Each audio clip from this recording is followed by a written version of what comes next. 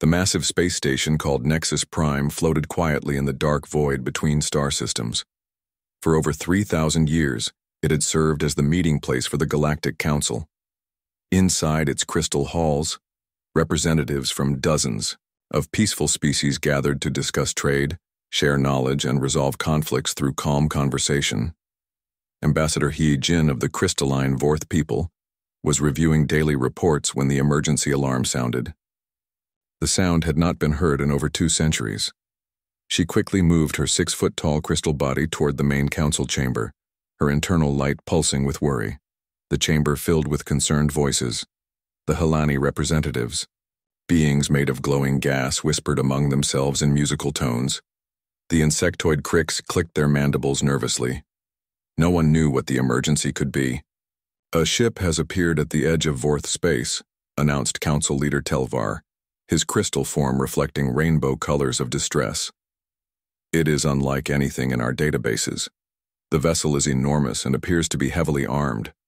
The main viewing screen activated, showing a dark shape against the stars.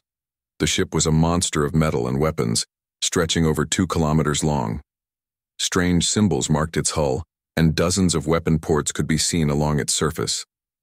The peaceful species had never seen anything so clearly built for war. Admiral Taman stood on the bridge of the UES Retribution, watching the scanner readings flood his screens. His experienced eyes studied the galactic map that his ship's computers were building. 50 star systems within scanning range, hundreds of inhabited worlds, and not a single military vessel in sight. "Captain Sora, what do our sensors show?" he asked his tactical officer. Sora's fingers moved quickly over her control panel. "All ships in the area appear to be cargo vessels, research ships, and passenger transports. No shields, no weapons, no armor. Sir, I don't think these people know how to fight." Taman nodded grimly. His ship had been tracking the raiders who destroyed 3 human colonies in the Outer Rim. The trail led here, to this peaceful part of space. But if these civilizations couldn't defend themselves, how had they survived for thousands of years?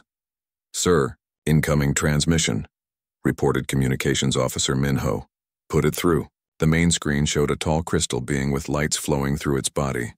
When it spoke, its voice was like music. "Greetings, unknown vessel. I am Ambassador He Jin of the Galactic Council. We welcome you to our space with open arms and peaceful hearts. We wish to learn about your people and share knowledge in the spirit of friendship that has guided our galaxy for millennia." Taman studied the being for a moment. Everything about it suggested peace, gentleness, and complete innocence about the realities of a dangerous universe. "I am Admiral Taman of the Human Space Navy. We are not here for friendship or trade. Our colonies have been attacked and destroyed. We seek information about the raiders responsible. You will provide this information." The crystal being's lights flickered with what might have been shock. "Admiral, we have not seen any military activity in this sector for over 800 years. Perhaps we could discuss this matter at our council station. We believe all conflicts can be resolved through peaceful dialogue." Sora looked up from her station. "Sir, their space station has no shields and no weapons. It would take us about 30 seconds to destroy it completely." "Noted, Captain. But that's not why we're here." Taemin activated the communication again. "Ambassador, we will come to your station, but time is critical. More of our people are dying while we talk." On Nexus Prime, the Council gathered in their Great Hall to prepare for first contact with humanity. They had dealt with thousands of species over the centuries, always finding common ground in peace and mutual understanding. Ambassador He Jin briefed the Council about the conversation. "They speak of raids and attacks, but our sensors show no signs of military activity anywhere in the nearby systems. Perhaps they are confused or afraid." Council Leader Telvar's crystal body dimmed with thought. Their ship is clearly designed for war, but who would they fight? We have achieved peace throughout the galaxy. Perhaps they come from beyond our borders, where primitive species still engage in conflict. When the human shuttle arrived at Nexus Prime, the council members gathered to welcome their guests. They expected to see beings much like themselves, perhaps confused and in need of guidance toward the path of peace. The shuttle bay doors opened, and out stepped creatures unlike anything they had seen. The humans wore dark uniforms and moved with precise, coordinated steps. Their leader, Admiral Taemin, had cold, calculating eyes that seemed to evaluate everything as either a threat or an asset. "Welcome to Nexus Prime," Ambassador Hai Jin said, her voice filled with warmth. "We are honored to meet representatives of humanity. Please let us gather in our meditation chamber, where we can discuss your concerns in an atmosphere of peace and understanding." Admiral Taemin looked around. The beautiful hall with its flowing water, soft music, and artwork from 100 worlds. "This is not a meditation session, Ambassador. This is a military briefing about an active threat." He activated a portable holographic projector. The peaceful chamber suddenly filled with images of destruction that made several council members recoil in horror. Burned planets, destroyed cities, and evidence of violence on a scale they had never imagined. "3 of our colonies have been completely destroyed," Taemin explained, his voice flat and professional. "Population: 400,000 civilians. Status: missing or dead. The attack patterns match historical records of an enemy we hoped was extinct." Captain Sora stepped forward and activated more images. The raiders used biological weapons, atmospheric processors, and harvesting equipment. They didn't just attack our people. They took everything. The planets were stripped clean. The council members whispered among themselves in shock. Ambassador Hai Jin's crystal form flickered with distress. "Admiral, such violence has not been seen in our galaxy for thousands of years. Are you certain these attacks came from our region of space?" "The trail leads here," Taemin replied. "And based on what I've seen of your defenses, I understand why the raiders felt safe using this area as a staging ground." Council leader Telvar tried to maintain diplomatic protocol. "Admiral, we appreciate your concern, but surely any conflict can be resolved through negotiation and economic incentives. Violence is never the answer." Taemin's expression didn't change. "Council leader, in my experience, when someone is shooting at you, the time for negotiation has passed. We need information about these raiders, and we need it now. More human colonies are at risk while we stand here talking." The two civilizations stared at each other across a gulf of understanding that seemed impossible to bridge. The peaceful galaxy had just met a species that viewed war as a normal part of existence, and neither side understood the other at all. Commander Bin piloted the joint investigation ship through the Outer Rim territories toward what had once been the human colony of New Busan. Beside him sat Crystal Singer Veltar, a Vorth investigator whose people could read the psychic echoes left behind by traumatic events. The peaceful being had never encountered anything more violent than a heated trade dispute. "Commander, are you certain this investigation is necessary?" Veltar asked, his crystal body pulsing with nervous energy. "Perhaps the damage is not as severe as your admiral described." Bin looked at the Vorth investigator with tired eyes. He had seen the preliminary reports from the first survey teams. "I hope you're right, Crystal Singer. But you need to understand what we're dealing with here." As their ship dropped out of hyperspace, both beings stared at the devastation before them. New Busan had been a thriving agricultural world, home to 200,000 colonists. Now it was a barren rock, its atmosphere partially stripped away, its surface scarred with massive excavation sites. "By the ancient light," Veltar whispered, his crystal form flickering with shock. "What could have done this?" "The Karn swarm," Bin replied grimly. "We hoped they were extinct, but the evidence doesn't lie." They landed near what had been the main settlement. The buildings were gone, not destroyed, but completely removed. Even the foundations had been dug up and taken away. The ground showed strange, organic-looking burn patterns that spiraled outward from multiple points. Dr. Young-ho, the ship's xenobiologist, was already on site with his investigation team. He waved them over to a large crater where his team had set up scanning equipment. "Commander, you need to see this," Young-ho called out. "We found Karn remains, but they're different from anything in our historical records." The doctor led them to a containment unit, holding what looked like twisted metal and flesh fused together. The organic components still twitched occasionally, even though the creature had been dead for weeks. "The Karn we fought 300 years ago were primitive biomechanical entities," Young-ho explained.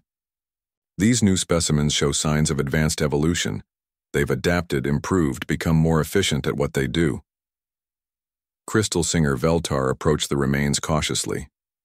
His people's psychic abilities allowed them to read the emotional and mental echoes left behind by living beings. Perhaps I can learn something about their intentions. I wouldn't recommend that, Dr. Young-Ho warned. The psychic resonance from Karn entities is extremely violent and alien. But Veltar had already placed his crystal hands on the containment unit. Immediately, his entire body flared with brilliant, painful light. He screamed, a sound like breaking glass that echoed across the barren landscape. Then he collapsed, his crystal form cracking with stress fractures. Commander Bin knelt beside the injured investigator. Veltar, what did you see? The Vorth's voice was barely a whisper. Hunger. Endless, consuming hunger. They don't just want to kill, Commander. They want to devour everything. Every living thing, every resource, every atom of matter that can feed their growth. Dr. Young-Ho helped move Veltar to the medical bay while his team continued analyzing the Karn remains. The more they learned, the worse the situation became.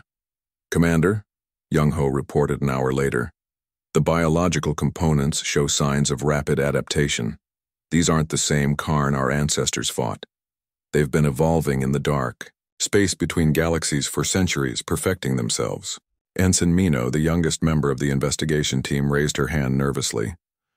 Sir, I've been monitoring long-range communications. 3 more human colonies have gone silent in the past week. The pattern is spreading. Bin studied the tactical display showing the locations of the silent colonies. They formed a rough line pointing toward the galaxy's core worlds. They're not just raiding randomly. This is reconnaissance. They're testing our defenses, learning our capabilities. Back on Nexus Prime, Admiral Taman received the investigation reports with growing concern. The Galactic Council had gathered to hear the findings, their peaceful faces showing confusion and fear. The evidence is clear, Taman announced to the Assembly. The Karn swarm has returned and they're stronger than ever. Our preliminary estimates suggest their fleet numbers in the hundreds of thousands. Ambassador Hai-Jin's crystal form flickered with distress. Admiral, you speak of numbers that seem impossible. How could such a large force exist without our knowledge? Captain Sora activated the holographic display showing the galaxy's edge. The Karn have been hiding in the void between galaxies, using dark matter streams as cover. They've had centuries to grow, to evolve, to build their strength. Council leader Telvar tried to maintain his diplomatic composure. Surely there must be some way to communicate with them to understand what they want. Dr. Young-Ho stepped forward, his expression grim. Council leader, I've studied Karn biology extensively. They don't negotiate, they don't communicate, and they don't stop. They exist for one purpose only, to consume biological matter and convert it into more Karn entities. But why attack humanity first? Asked Drishan, a representative of the insectoid Krix. Why not approach the core worlds directly? Because we were in their way, Admiral Taman replied. Humanity has been expanding into the outer rim for the past 50 years. We were the first obstacle they encountered as they moved back into the galaxy. Ensign Mino brought forward a datapad with the latest intelligence reports. Sir, our deep space monitoring stations have detected massive energy signatures moving through the outer rim. Whatever's coming, it's big. The Admiral studied the data, his expression growing darker. They're not just testing us anymore. This is preparation for a full-scale invasion. Crystal Singer Veltar, still recovering from his psychic contact with the Karn remains, spoke weakly from his medical bed. Admiral, the hunger I felt from those creatures was unlike anything in our galaxy's experience. They see every living world as nothing more than food to be harvested. How long do we have? Ambassador Hai-Jin asked quietly. Admiral Taman looked at the tactical projections. Based on their current movement patterns and the rate of colony disappearances, I estimate 6 months before they reach the first major population centers. Maybe less. The council chamber fell silent. For 3,000 years, these peaceful species had known only cooperation and gentle discourse. The concept of an enemy that couldn't be reasoned with was beyond their understanding. What do you recommend, Admiral? Council leader Telvar asked finally. Taemin's response was immediate and decisive. Military alliance, combined fleet operations, immediate evacuation of all Outer Rim settlements, and preparation for total war. The words total war echoed through the chamber like a death sentence. The peaceful species had no concept of military operations beyond ceremonial guards and exploration vessels. Admiral, Ambassador Heejin said carefully, our civilizations have not engaged in warfare for millennia. We have no weapons, no military training, no understanding of combat operations. Then, you'll learn, Taemin replied bluntly, or you'll die. The Karn don't care about your philosophy of peace. To them, you're just another source of biological material to harvest. Dr. Young-ho brought up additional data on the main display. The Karn reproduction cycle is exponential. Every world they consume allows them to create more ships, more warriors, more of everything. If they establish a foothold in the galaxy, they'll become unstoppable. Commander Bin returned from New Busan with grim news. We found evidence of at least 12 different Karn subspecies in the colony ruins. They've diversified, specialized. Some are built for space combat, others for planetary assault, still others for resource harvesting. The reality of their situation finally began to sink in among the council members. Their peaceful galaxy faced an enemy that was everything they were not: violent, hungry, and completely without mercy. The choice is simple, Admiral Taemin concluded. Accept our help and learn to fight, or wait for the Karn to arrive and face extinction. There is no third option. Chancellor Haiwan of the Galactic Council stood before the Great Assembly Hall, looking out at representatives from 43 peaceful species. For 3,000 years, her people had solved every problem through discussion, compromise, and mutual understanding. Now she faced a crisis that threatened everything they had built. Fellow council members, she began, her voice carrying the weight of impossible decisions.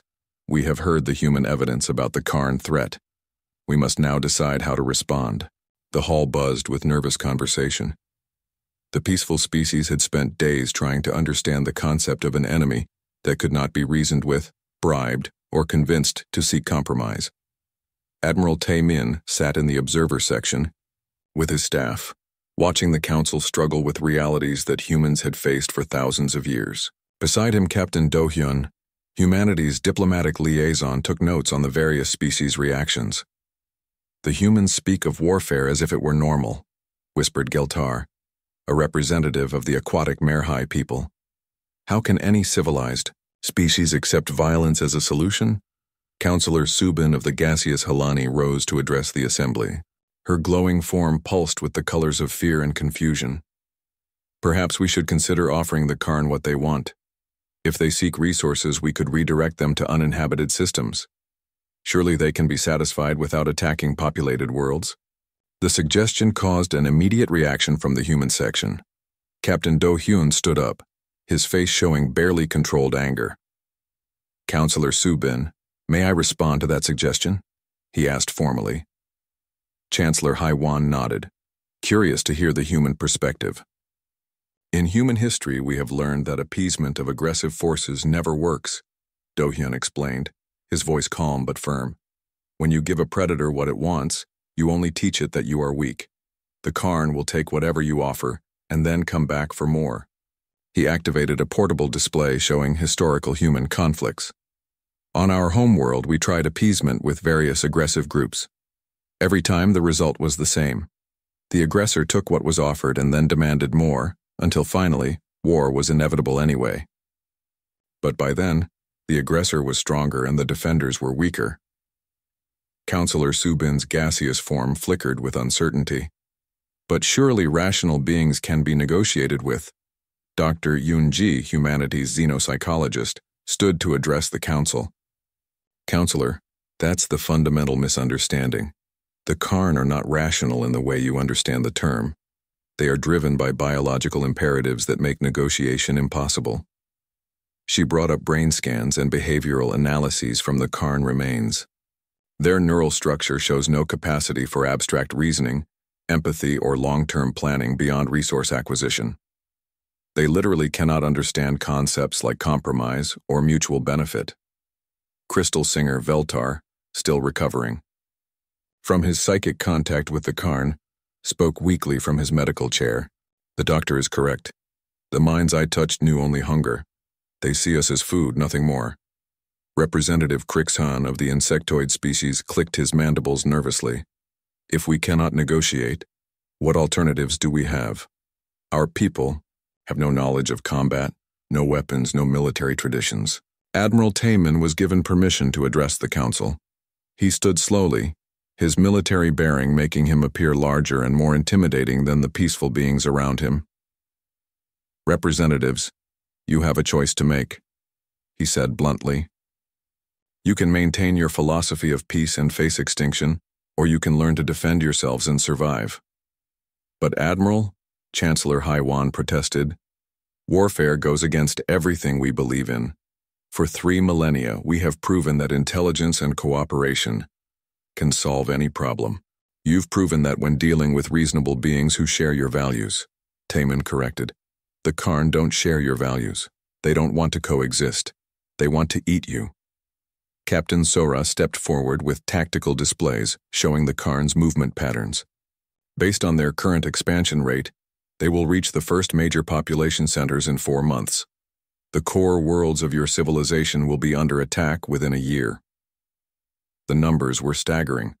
Billions of beings across hundreds of worlds, all completely defenseless against an enemy they couldn't understand. What exactly are you proposing? Asked Chancellor Haiwan. Admiral Taman's response was immediate and comprehensive. Full military alliance. Your species provide resources and personnel.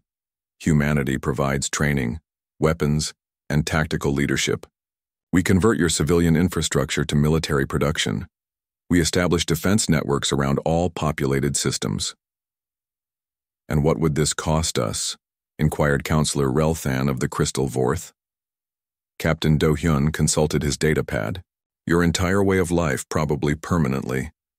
Military readiness requires constant vigilance, resource allocation, and acceptance that sometimes violence is necessary. The council fell silent. The price of survival was the abandonment of everything they had built their civilization upon. Dr. Yoonji spoke again, her voice gentle but firm. Council members, I've studied the psychology of peaceful species extensively. You believe that everyone is fundamentally good, that conflicts arise from misunderstanding, and that intelligence always leads to cooperation. She paused, looking around the hall. These beliefs have served you well for 3,000 years, but they only work when dealing with species that share similar values. The Karn are not evil in any way you understand. They're simply alien. Their nature is incompatible with yours. So we must choose between our principles and our survival? Chancellor Haiwan asked quietly. Yes. Admiral Taemin replied without hesitation. And you need to choose quickly. Ensign Mino brought forward the latest intelligence reports. Council members, we've detected large-scale movement in the outer rim. The Karn are massing for something big. Representative Drishan of the aquatic species raised a concern that many were thinking. Admiral, if we accept your military protection, what guarantee do we have that humanity won't become a threat to us in the future? The question hung in the air. The peaceful species were about to invite a warrior culture to arm and train them, giving humans unprecedented influence over galactic civilization. Admiral Taemin considered the question seriously. Representative, I can't give you that guarantee. Humans are capable of aggression and self-interest, but right now you have 2 choices. Take the risk of future human dominance, or accept certain extinction from the Karn. At least with humans, there's a possibility of negotiation later, Captain Do-hyun added. The Karn offer no such possibility. Chancellor Haiwan called for a recess so the council could debate privately. For 6 hours, representatives argued about principles, survival, and the fundamental nature of civilized behavior. When they reconvened, Chancellor Haiwan looked older and more tired than before. Admiral Taemin, the Galactic Council has reached a decision. The human delegation waited tensely. We formally request military assistance from humanity, she announced. We accept that our previous way of life may not survive, but we choose survival over extinction. The vote had been close. 23 species in favor, 17 against, 3 abstaining. But it was enough. Admiral Taemin nodded grimly. Chancellor, you've made the right choice. But understand that from this moment forward, everything changes. Your people will learn to think like soldiers, to make hard decisions, and to accept that sometimes good people must do terrible things to protect what they love. What's our first step? Chancellor Haiwan asked. We call in the fleet, Admiral Taemin replied, and we start teaching your people how to fight a war. As the council session ended, nobody spoke about the fact that they had just voted to end 3,000 years of galactic peace. The age of innocence was over, and there was no going back. General Chan Ho stood on the observation deck of Nexus Prime, watching as the human war fleet emerged from hyperspace. 12 massive dreadnoughts and their support vessels filled the space around the peaceful station, their dark hulls bristling, with weapons that could destroy entire worlds. The sight made many of the galactic citizens afraid. These ships were larger and more heavily armed than anything they had imagined possible. Each human dreadnought was a floating fortress designed for one purpose: to fight and win wars. It's really happening, whispered Ambassador Hai Jin to Chancellor Haiwan as they watched the fleet deployment from the station's main viewing area. We're turning our civilization into something we don't recognize. Chancellor Haiwan nodded sadly. Around them, other council members watched in fascination and horror as human military efficiency took control of their peaceful space. Engineering Chief Wu Jin was already aboard Nexus Prime with his teams, studying the station's structure and making plans. The peaceful design that had served for 3,000 years was completely inadequate for military purposes. We need to retrofit this entire station, Wu Jin explained to the gathered council leaders. The outer sections will become weapons, platforms. The meditation gardens need to be converted to shield generators. The art galleries will house ammunition storage. Representative Geltar of the aquatic Merhai people looked distressed. Chief Wu Jin, those meditation gardens have been tended by my people for 800 years. They represent centuries of careful cultivation and spiritual significance. Wu Jin's response was polite but firm. Representative, in 3 months, when the Karn arrive, your spiritual gardens won't matter if everyone on this station is dead. We can restore gardens after we win the war. The human engineers worked with frightening efficiency. Within days, they had torn down peaceful structures that had taken decades to build, replacing them with military hardware that the galactic species didn't understand. Colonel Nam Su established the first Galactic Defense Corps training facility in what had been a cultural center. Volunteers from dozens of species arrived, confused and frightened but determined to learn how to defend their homes. The training was unlike anything the peaceful species had experienced. Colonel Namsu had to teach beings who had never raised their voices in anger how to think tactically, react quickly, and accept that in combat, hesitation meant death. Today we learned basic combat movement, Namsu announced to a group that included crystalline Vorth, gaseous Helani, and insectoid Crix. When shooting starts, you must move immediately to cover. Standing still will get you killed. Crystal Singer Velmiran, a young Vorth volunteer, raised his hand nervously. Colonel, our people have always believed that standing firm in the face of adversity shows courage and wisdom. In combat, standing firm shows stupidity, Namsu replied bluntly. Your courage is useless if you're dead. Move, take cover, stay. Alive, fight back. In that order. The cultural shock was enormous. Species that had spent millennia solving problems through meditation and careful thought now had to learn to make life or death decisions in seconds. Lieutenant Kyung-mi worked with galactic civilian leaders to establish security networks that many found disturbing. For the first time in their history, the peaceful worlds experienced military checkpoints, travel restrictions, and surveillance systems. This is necessary, Kyung-mi explained to a group of protesting civilian administrators. The Karn use infiltration tactics. They can mimic other species well enough to get close to important targets. These security measures will save lives. Mayor, Ithalan of the Trade Hub World Serenity objected strongly. Lieutenant, you're asking us to live in fear of our own neighbors. Our society is built on trust and openness. Your society is built on the assumption that everyone shares your peaceful values, Kyung-mi corrected. The Karn don't. They'll use your trust against you. Better to be suspicious and alive than trusting and dead. Captain Jae-ho led the first deep reconnaissance missions into Karn-controlled space. What he found was worse than anyone had feared. The enemy had not just grown in numbers but had evolved new capabilities that made them far more dangerous than historical records suggested. General Chan-ho, you need to see this, Jae-ho reported via secure transmission from the Outer Rim. The Karn have built staging areas in 12 systems. These aren't temporary camps, they're permanent installations. The reconnaissance data showed massive biological structures that pulsed with organic energy. The Karn had created living shipyards that could produce new vessels using consumed planetary matter as raw material. How many ships are we looking at? General Chan-ho asked grimly. Conservative estimate? 2 million combat vessels of various sizes. Sir, they've been preparing for this invasion for centuries. The numbers shocked even the experienced human military leaders. 2 million ships was far beyond their worst-case scenarios. Dr. Young-ho studied the reconnaissance data and made discoveries that changed their entire understanding of the threat. General, the Karn have developed new subspecies since our last contact. Some are designed specifically for space combat, others for planetary assault, and some for resource harvesting. What does that mean for our defense strategy? General Chan-ho asked. It means they're not just raiders anymore, Young-ho replied. They've become a complete military civilization.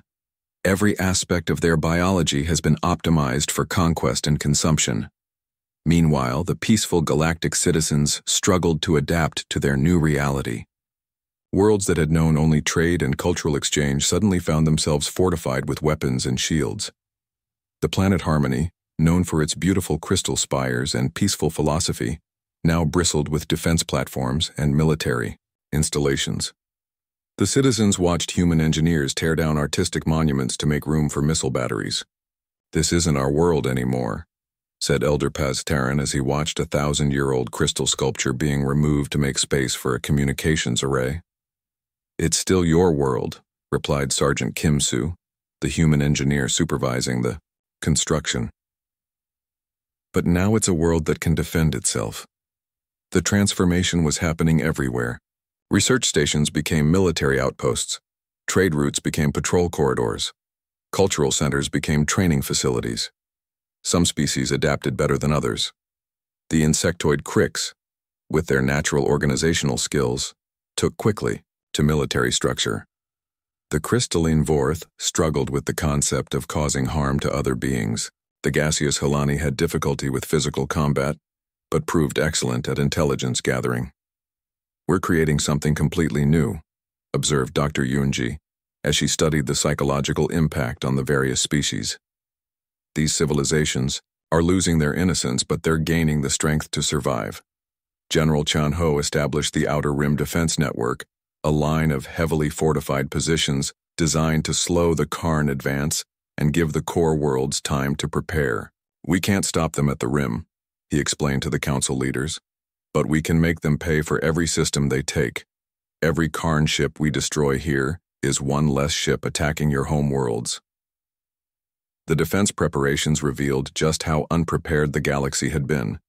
3,000 years of peace had left them without any understanding of military logistics, strategic planning, or combat operations.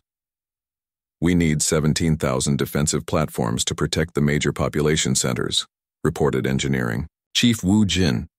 Current galactic industrial capacity can produce maybe 300 platforms in the next 6 months. Then we increase industrial capacity, General Chan-ho replied. Convert civilian factories to military production. It's that simple. General, you're asking us to transform our entire economy, Chancellor Haiwan protested. Chancellor, I'm asking you to survive, Chan-ho replied. Economic systems can be rebuilt. Dead civilizations cannot. As the weeks passed, the peaceful galaxy became something unrecognizable. Citizens who had never seen weapons now trained with rifles. Children who had learned songs of peace now practiced evacuation drills. Artists who had created beauty now designed camouflage patterns. The most difficult part was changing how people thought. Species that had always looked for the good in others now had to assume that strangers might be enemies. Civilizations that had solved problems through patience and wisdom now had to act quickly and decisively.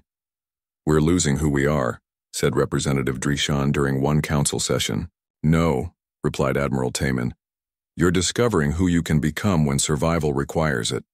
Your peaceful nature is still there, but now it's protected by strength." The final piece of preparation was the most sobering.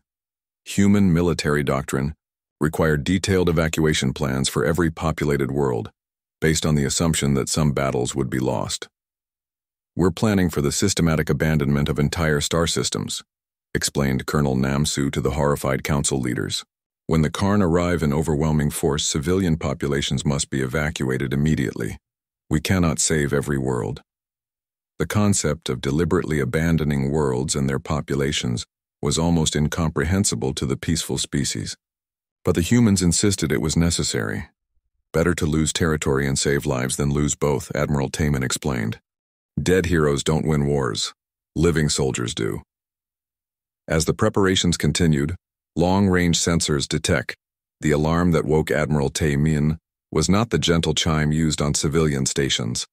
It was the harsh, urgent sound of combat alert that meant the war had finally begun. He rolled out of his bunk aboard the flagship UES Retribution and was dressed and moving toward the bridge within 90 seconds. "Report," he ordered as he entered the command center. Captain Sora looked up from her tactical display, her face grim. "Admiral, we have simultaneous attacks on 17 systems along the outer rim. The Karn are coming in massive waves, just like we predicted." The main display showed a three-dimensional map of the galaxy with red markers indicating battle zones. The pattern was clear. The Karn were attacking multiple targets at once to prevent the defenders from concentrating their forces. "Estimated enemy numbers?" Tamin asked. "Over 400,000 ships in the first wave," Sora replied. "Intelligence suggests this is only about 20% of their total force." The numbers were staggering, but not unexpected. The Aryab humans had spent months preparing for exactly this scenario. "Signal the fleet," Admiral Taman ordered. "Execute Defense Plan Alpha, all ships to assigned battle stations, and get me a communication link with the Galactic Defense Corps commanders." The first major engagement took place at the Helix Nebula, where Captain Sora commanded a mixed force of human warships and newly converted galactic vessels. The battle would test everything they had learned about fighting the Karn. "Enemy fleet, approaching from multiple vectors," reported Lieutenant Mino from her sensor station. "Count is approximately 15,000 ships, various sizes." Captain Sora studied the tactical display. The Karn were using their traditional swarm tactics, overwhelming defenders with sheer numbers. But the humans had prepared for this. "All ships implement Formation Delta," Sora commanded. "Focus fire on the largest vessels first, let them come to us." The galactic vessels in her fleet were commanded by officers who had learned human military doctrine in just a few months. Crystal Singer Velmiran, now wearing the uniform of the Galactic Defense Corps, commanded a converted Vorth research vessel. "Captain, Sora, this goes against everything my people believe in," Velmiran said over the communication link, his crystal form flickering with stress. "We are deliberately choosing to cause harm. Commander Velmiran, your people will cease to exist if we don't cause harm to the Karn," Sora replied firmly. "Remember your training. Trust your instincts. Fire when you have a clear shot." The Karn bioships closed rapidly, their organic hulls pulsing with alien energy. They moved like living creatures because they were living creatures, bred for war and guided by a hunger that could never be satisfied. "All ships open fire," Captain Sora commanded. The human weapons were devastating against the Karn bioships. Nuclear missiles and plasma cannons tore through organic armor that had evolved to resist energy weapons, but was vulnerable to the brutal kinetic force of human ordnance. But the Karn had numbers. For every bioship the humans destroyed, 3 more took its place. The swarm tactics that had served them for millennia began to tell. "Captain, they're getting through our perimeter," Lieutenant Mino reported. "Multiple breaches on the port flank." "All ships execute Maneuver 7, Sora ordered. "Concentrate fire and fall back to the secondary line." The human ships moved with practiced precision, their crews trained to fight as a coordinated unit. The galactic vessels tried to follow, but their crews were still learning. Commander Velmaran's ship took heavy damage when a Karn bioship attached itself to his hull and began burning through the armor with acid secretions. The crystal being had to make a decision his peaceful species had never faced. "All crew to emergency stations," Velmaran ordered, his voice steady despite his fear. "Prepare for close combat." The Karn boarding pods breached his ship's hull, and alien creatures poured into the corridors. For the first time in their history, the peaceful Vorth found themselves fighting for their lives with weapons in their hands. Meanwhile, at Thornfield Station, Commander Bin faced a different nightmare. The civilian space station was under direct assault, and Karn boarding parties had already reached the residential sections. "Sir, we have reports of Karn creatures in Habitat Ring 3, reported Sergeant Kim Soo over the communication link. "Civilian casualties are mounting." Commander Bin led a team of human marines and galactic volunteers into the station's corridors. What they found there would haunt them for years to come. The Karn had not simply killed the civilians they found. They had begun the process of biological conversion, using specialized organisms to transform living beings into new Karn entities. The peaceful galactic citizens were being turned into the very monsters that threatened their civilization. "Flamethrowers," Commander Bin ordered, his voice cold with controlled fury. "Burn everything. We can't risk contamination." The human marines moved through the corridors with methodical efficiency, destroying every trace of Karn biological material they found. The galactic volunteers watched in horror as the humans showed no mercy, no hesitation, no room for doubt. "Commander," said Officer Dalresh, a young Krix volunteer, "some of those conversion pods might still contain living civilians." "I know," Commander Bin replied grimly. "But once the conversion process starts, there's no reversing it. Better a clean death than becoming one of them." The concept of mercy killing was completely alien to the peaceful species, but they learned quickly that war required terrible choices. Dr. Young-Ho made a crucial discovery during the analysis of captured Karn bioships. Deep within the largest vessels were specialized command organisms that coordinated the entire swarm. "General Chan-Ho, we've identified the Karn command structure," Young-Ho reported. "They use queen ships, massive biovessels that control hundreds of smaller units through biological networking." "What are you recommending, Doctor?" General Chan-Ho asked. "Target the queens," Young-Ho replied. "Destroy the command nodes and the smaller ships lose coordination. They'll still fight, but they won't fight smart." General Chan-Ho immediately developed new tactical doctrine around this discovery. Queen hunt operations became the highest priority, with specialized assault teams designed to identify and destroy the Karn command vessels. Colonel Namsu led the first Queen Hunt operation against a massive Karn bioship that was coordinating attacks on the Serenity system.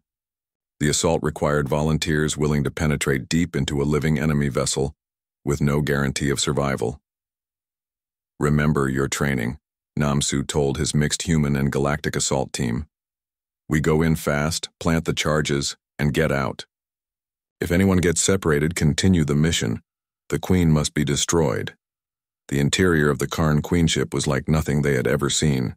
Organic corridors pulsed with alien life, and the walls themselves seemed to watch the intruders with hostile intelligence. Lieutenant Kyung Mi led her team deeper into the bioship, following scanner readings toward the queen organism. Around them, the ship's immune system activated, sending antibody creatures to destroy the invaders. "Contact front," shouted Corporal Hansol as alien defenders swarmed their position. "Multiple hostiles, close range." The fight through the queen ship's corridors was brutal and desperate. The galactic volunteers proved surprisingly effective when properly led, their natural abilities complementing human tactical training. Crystal Singer Yoon-hee, a Vorth volunteer, used his people's psychic abilities to confuse the Karn defenders.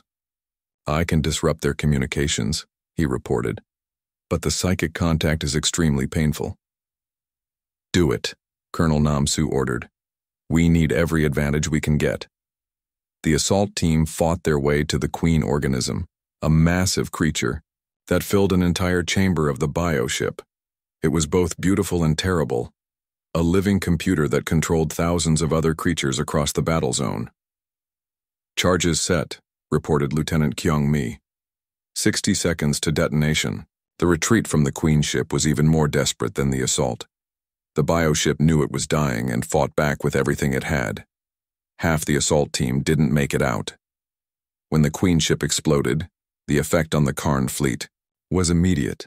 Hundreds of smaller bioships lost coordination and began attacking each other or simply drifting aimlessly. "Queen hunt operations are effective," General Chan Ho reported to Admiral Taemin. "But the cost is enormous. We're losing entire assault teams for each Queen we destroy." "Acceptable losses," Admiral Taemin replied coldly. "Continue the operations." The phrase "acceptable losses" became common in human military communications, but it shocked the galactic species every time they heard it. The concept that good people could be deliberately sacrificed for strategic advantage was difficult for peaceful minds to accept. As the first wave of battles concluded, the results were mixed. The human-led forces had stopped the Karn advance in most sectors, but the cost had been enormous. Entire star systems were devastated, billions of civilians had been evacuated, and the galactic military had learned harsh lessons about the true nature of war. "We held the line," Captain Sora reported during the after-action briefing, "but just barely. The Karn are learning our tactics and adapting their strategies. The next wave will be harder." Admiral Taemin studied the Yao,